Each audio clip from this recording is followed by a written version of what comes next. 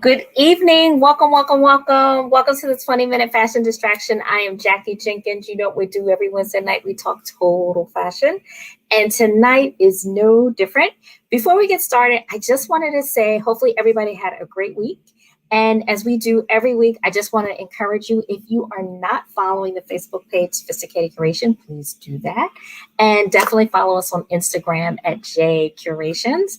And tonight, while we're going to talk fashion, we're actually going to talk fashion in a different form. We were very honored here at the 20-minute fashion distraction to be invited by NYC Design to play a role in their focus on sneakers and footwear.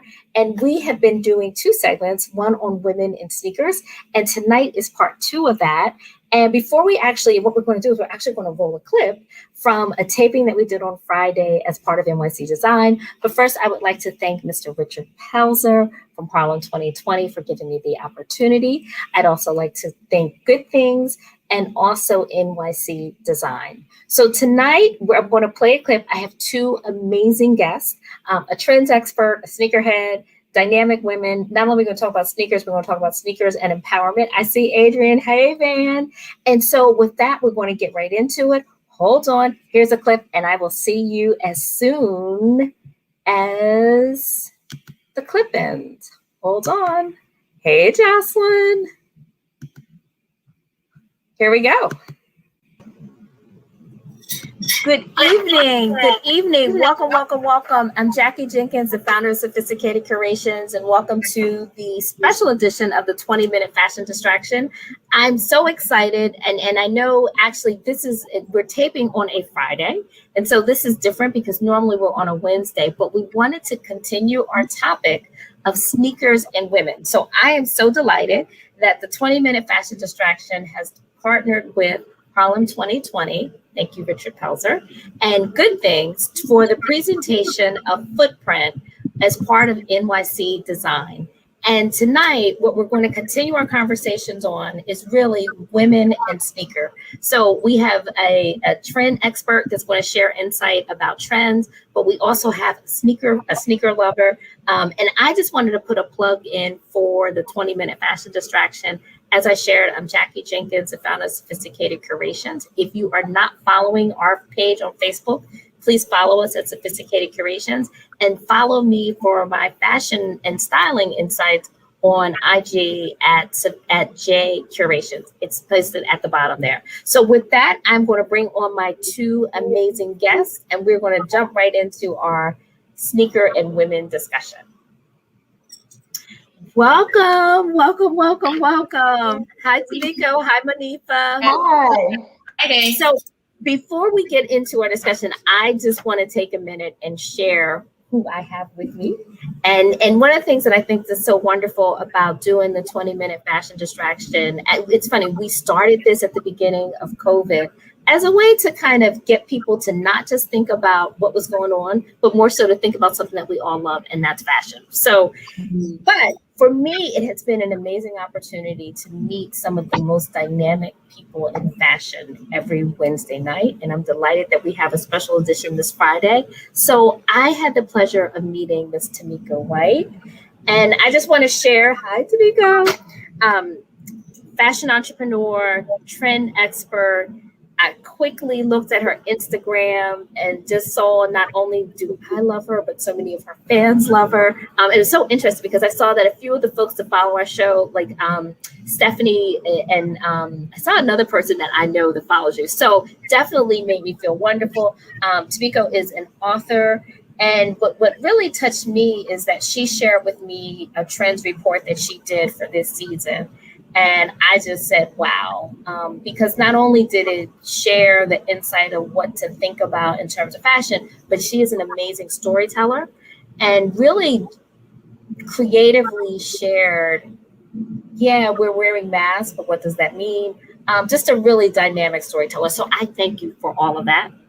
And I'm also joined with Miss Monifa Burke, and I just want to share. So I have a dear friend that follows our program called Adrian Keepler. Adrian is Monifa's cousin, and I, to be honest with you, put a call out for someone that just loves sneakers.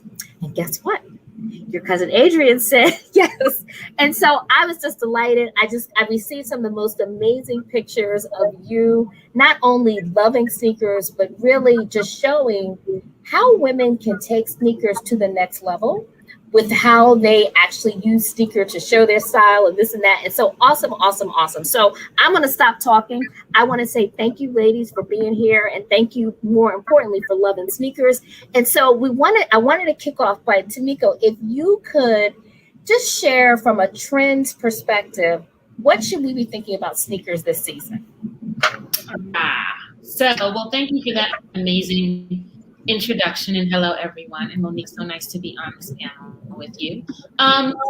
So sneaker world, sneaker love, sneaker trends, sneaker heads. Sneakers have been on trend for a while. Well, let me start by saying a trend and a fad are two different things, and sometimes those words are used interchangeably. So if I can just start with laying a foundation and defining what a trend is, it will help people better understand and create the concept around what I mean when I talk about trends and sneaker trends specifically. So a trend is a general direction in which things are going, right? So it can be a trend in beauty, a trend in lifestyle, a trend in medicine, a trend in habits. A fad is a widely viewed, widely accepted, short-lived passion for something. So those are two different things. So when I use the word trend, I don't mean follow what everyone's doing, follow a fad, or jump on what everyone's excited about. When I use the word trend, I specifically mean the direction that things are going. And what's happening with sneakers and the trend direction that sneakers are going is that we are now incorporating them into our lives inclusively. So inclusivity, right, is a general theme everywhere. It's a trend. And now sneakers are falling under that category, and we're including them in our wardrobe. They're no longer the peripheral item that you had that you wore walk your dog, or you wore when you played a certain sport, or you had your tennis shoe, and you have your basketball shoe, which you still do. But now sneakers are included in our wardrobe. They're a full part of our wardrobe. And so we have seen it, you know, from the White House on down, but even before Kamala's shine on Converse as part of her daily lifestyle, people were doing that. What Kamala did was show you how to do it when you're getting off of Air Force Two, and when you're running it down the halls of the Capitol, and when you're at home, she's showing you how to incorporate sneakers into your everyday life and still feel authoritative, right? Because the other thing about sneakers is women didn't feel authoritative when you're flat-footed, right? Or that people didn't receive you as in a position of authority when you had on sneakers. Gone are those days, right? Gone are those days. So what? Thank you, Lewis. So what Kamala did was show us, right? She was the physical manifestation, basically what bloggers do, influencers do, show us how to rock sneakers on a day-to-day and still get the job done. Awesome. So wonderful. Tamika, thank you so much for sharing that. And I love that you started off by not only just giving us the sneaker trend, but really talking about the difference between a trend and a fad. One of the things that we talk a lot about in this community is shopping our closet. And by focusing more so on trends versus fads, that kind of helps you to do that. So I appreciate you for sharing that. So Monifa, you are, I guess, what we would call our perfect example of the sneaker woman and what she does with sneakers. Can you now share a little bit about your passion for sneakers and kind of how they show up in your wardrobe? Absolutely. Thank you, first of all, for having me on the show. And Tamiko, great insight on the fad versus trend, because I'm a firm believer in all of that. Being a sneakerhead is what I will definitely call myself. I love sneakers and don't remember a time where I didn't, actually. Even back in the day when we had tree torns, kids, you couldn't tell me I wasn't the flyest in mine, you know? And I even remember saving up my allowance to get some Elise. I don't know if you all remember Elise back when it was really hot and first came and hit the scene. I was in middle school. My parents weren't paying that price for sneakers, so that was saving my allowance. And you couldn't tell me anything when I had my Elise on and my Elise jogging suit, right? And I am a lover of heels also. I'm pretty much a heels girl or sneakers, but I remember being, to me, a trendsetter in corporate where I worked at the world's most recognizable brand of beverage, Coca-Cola, being the one to say, hey, I know we're business casual now. I'm going to rock my sneaks with my blazer or my sweater and my slacks or my denim jeans, whatever. I'm just going to rock them and just push the limit and see what happens. And it worked. People began to wait and want to see what sneaks I was going to have on the next time I came into the office, and I'm one of those people who, for me, I don't go with the fad. I know there are a lot of sneakers that people love because of the hype, what we call hype beast sneakers. But for me, it is what I see and love. That's what I'm getting. And that's the true definition of a sneakerhead to me. And that's the space I feel that women can bring sneakerhead space. Because I do feel sometimes that there are, that women weren't heard in the sneaker world at first. And then when we got in, people were trying to dictate how we did it. Like you had to have Yeezys or you weren't, on trend, or you had to have a specific Jordan Concords and you weren't on trend. But for me, I'm like, hey, let's shake up the game. Wear what you love, whether it's a $20 shoe or a $200 shoe, and also flip it like everyone else does too. I make money off of, flipping shoes myself. So that's another avenue that women can get into. And I'm sticking on the women, and I know I'm not trying to be like gender based here, but I just know it's newer too, especially in my age group, perhaps getting into the StockX and the Goat and the flipping shoes for fun. So that's one thing that I want to bring to the forefront. So I love all of what you just said in terms of really purchasing what you love, but also, the opportunities that come about from an entrepreneur. I mean, there you go, flip and sneak. I mean, so what I see happening is this ongoing empowerment movement for women. And to me, some of what I'm seeing with sneakers is a continuation of that. I'd love to hear from both of you in terms of what empowerment statement do you think women are making as we are bringing sneakers more so into our personal, professional, and kind of casual wear? Well, I think Monifa's ended with a great example of that. That what I see as empowering is people realizing that your style is valuable, right? What becomes empowering, and Monifa's basically said that, was how she decided to take what she loved into her corporate job and almost turned it into a guess what sneaker she's wearing tomorrow kind of thing. And what that did underneath that was teach people, right? She was teaching people that her style was valuable, that what she wore was valuable, and it didn't impact negatively her job. As a matter of fact, it probably had a positive influence over her ability to do her job because she felt good. Right. And I think that's the other thing. The reason why it's so important to understand and then accept that your style is valuable, because when you feel good, you do better. I don't care what you're doing. When you feel good, you do better. Like like she said, she loves shoes and sneakers. You love whatever. I'm that way with my nails, right? So I keep a manicure. That's a whole other thing for another day.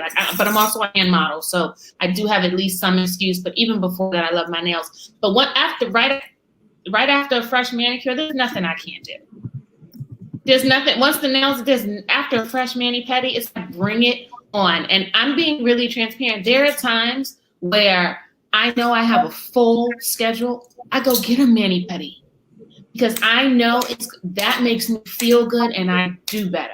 So I'm saying that to say what I find most empowering is that women don't have to hide the fact that they wear sneakers or keep it for the weekend, or keep it for Saturday, or put that in the peripheral of their wardrobe, right? We're adding all the things to our wardrobe that make us feel good, look good, so that we can do good and be good, or be better at who we are. That makes sense. Okay. Exactly. I can't stop smiling. Monifa? I can't either, because I mean, Tamiko, you're speaking my whole heart here, because that's one of the reasons I decided to wear them there. And also, like, I am the person who will wear sneakers with a gown. I will do that all the time, and turn, like, before it was sneaker ball, like, I would always have a comfortable pair of kicks, you know, at the corporate holiday parties, and then it eventually changed to where we had our last holiday party at the Mercedes-Benz Stadium, and you couldn't wear heels on the field. So that was when others still had on like platform shoes, but I rocked some sneakers with an all sequins dress, and everyone was just amazed at the flow. So it just it's really empowering for me, because it's a fashion for a statement for me. It is individuality that I bring, I feel like, to the table. I wear sneakers on a first date. I don't care about that either. But that's who you are, right? Because you're bringing who I am. Exactly. Right? You're bringing who you are to the table. Exactly. You bring who you are to the table, and you're confident in it, and no one and everyone embraces that, you know. And because it just makes you shine. You're shining, right. And you're shining in your, you know, in your comfort, in your zone. You're in your zone of genius. Exactly. And I'm with you on the pedi too, and the mani pedi. That's the same. I have the same feeling with that as I do with my sneakers. Like when I have on a fly pair of kicks, I don't really care if I have on a regular t-shirt or a sweatshirt, or, you know, I'll even dress up with a you know, a nice girly shirt. But if I have on a nice pair of kicks, there's nothing I can be told. Like nothing. You know, absolutely nothing. Yeah, I walk taller. I feel better. I feel radiant just because I have on my kicks, you know. So what words of advice, support, guidance can you share for, and it's funny because before we did before we came, I guess, off the virtual backstage, we were having this conversation about either you are a sneaker lover or you're kind of on the fence. Like it's and for my ladies that are on the fence, can you both share some words to help them? And I think a lot of times we may be on the fence because we just don't know how to incorporate it as we would into our everyday. Can you share some insight on how they may want to think about that? Sure, I'll go ahead and share. And I tell a lot of my friends, because they're the same way. Like you see what I don't see when you go into the store. I don't see myself wearing it, or I don't think I can pull it off. But just get it, you know, just grab it. Like if you love it, grab it, and only if you love it, not if you like it. Because when you like stuff, that's same with clothes, you end up not wearing it, right?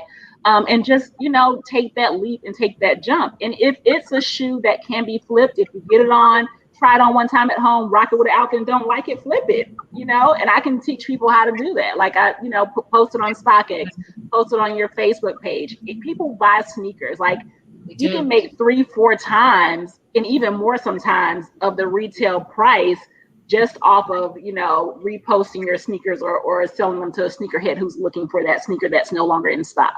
And also for women, like if you wear sizes like 8.5 and below, you can wear kids and you're saving there too. Because I rock kids shoes all the time. Good tips. I'm saying go for it. Just go for it, you know? Yeah, I love it. What I would say, and what we were saying, like you said, on the virtual backstage, is one of the things I've noticed is that you either have women like Monifa who are so embedded in the culture and really understand it and are true aficionados. And then you have the woman that like is going to grab a pair of sneakers at DSW, just whatever they have in her size, that's a neutral, she's going to grab them and go. And I think that you have such an abyss between the two, again, because people don't know how to incorporate them into their lives, not just like their day-to-day or for an outfit, but how do I justify spending that much? Or how do I justify, you'll buy the same shoe you like in 6 colors, right? Hello, come on, ladies. You're like, oh, you know, I'm gonna get it in the black, and do you have the taupe and the it's nothing to grab it in black and another color, right? But with sneakers, it's like, I think I'm just gonna get the ones with the black switch, because I just, but I think when women and when people learn how to incorporate them throughout their wardrobe, the value, the use of the sneaker increases, and then they understand. So even knowing that you can flip it changes the game for me. It's like, oh. So the knowledge of knowing that there's a huge resale market. And then secondly and lastly, I would say, step outside of your comfort zone. Like I recently wore a suit, it's on my Instagram, and I wore sneakers with it. And I wouldn't have done that. Right. And I was like, you know what? I'm going to do it. And it felt very uncomfortable initially for me to be headed to a meeting in a suit and a pair of high top Nikes. It felt very uncomfortable, but I did it anyway because I wanted to push myself outside of my comfort zone. So that is what I offer to women. Try it. Yes. And I just want to piggyback off one thing Tamiko said, though. Like, as a true sneakerhead, I get shoes from Shoeland. I get shoes from DSW.